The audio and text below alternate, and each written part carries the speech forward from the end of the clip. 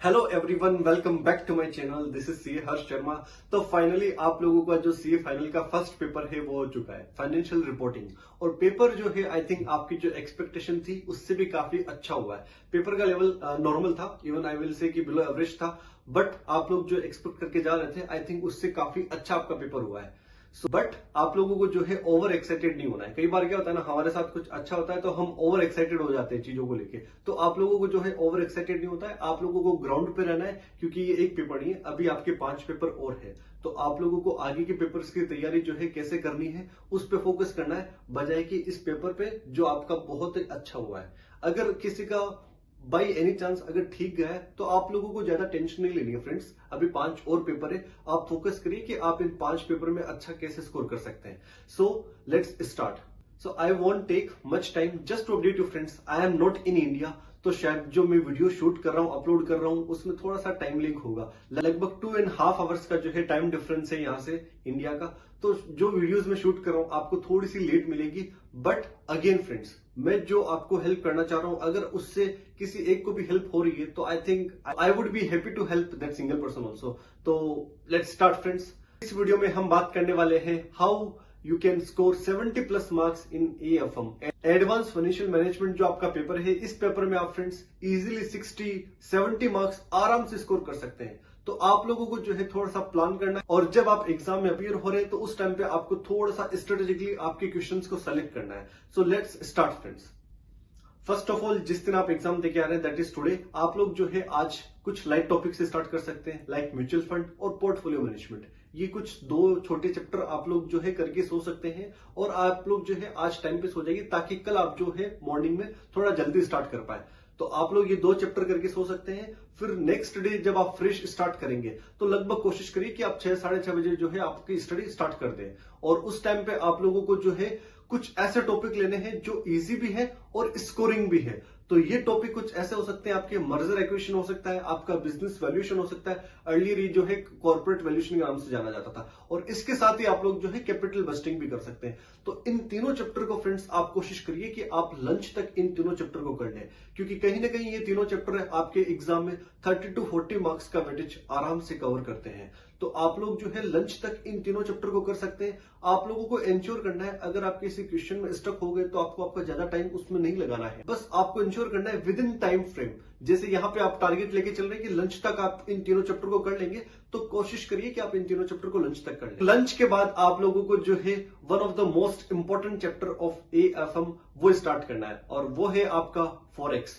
But बहुत सारे students को जो है फॉरेक्स से डर लगता है, लेकिन आपको यहाँ पे डरना नहीं है। आपको यहाँ पे आराम से आपका जो कोर्स है वो कंप्लीट करना है। अब आप लोगों को लग रहा होगा कि इंपॉर्टेंट है तो मॉर्निंग में क्यों नहीं स्टार्ट करा। सी फ्रेंड्स, फॉरेक्स जो है थोड़ा सा ट्रिकी है और टाइम टेकिंग है। अगर आप इसको मॉर्निंग में स्टार्ट करते तो क्या पता शायद लंच या उससे भी ज्यादा एक्सटेंड हो जाता, तो आपका काफी टाइम जो है इस चैप्टर में चला जाता। बट अगर आप देखोगे कि जो आपके तीनों चैप्टर जो आपने मॉर्निंग में करे वो भी तो अच्छा खासा वेटेज कवरेज कर रहे हैं, बट उनमें टाइम कम लग रहा है। तो from the view point of आपके मार्क्स, आपका टाइम, सब कुछ आपको कंसिडर करते हुए आपको जो है मॉर्निंग में ये कुछ लाइट टॉपिक्स आपको करने हैं, जो आप जो है विद इन टाइम फ्रेम कर सकते हैं।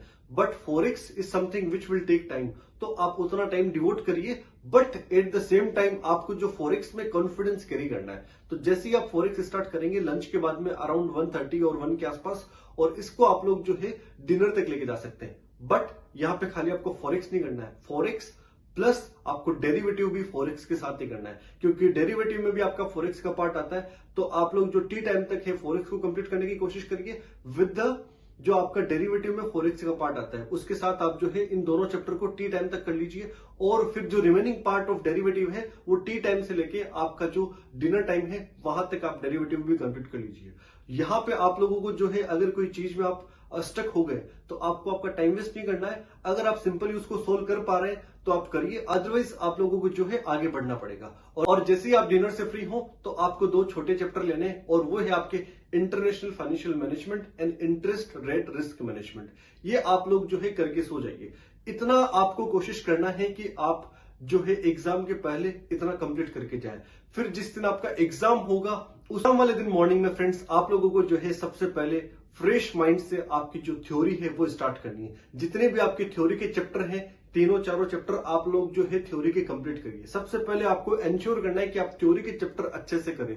जो भी आपके सिक्योरिटाइजेशन और अदर चैप्टर्स है, सबसे पहले उन चैप्टर्स को आप कंप्लीट करिए। बिकॉज थ्योरी आपके एग्जाम में जो है 20 मार्क्स का वेटेज कवरेज करती है, और 20 मार्क्स बहुत होते हैं सीए फाइनल में अगर आप देखा जाए तो आप लोग कोशिश करिए कि सबसे पहले आप जो है फ्रेश माइंड से थ्योरी के जितने भी चैप्टर्स हैं पहले उनको कंप्लीट करिए।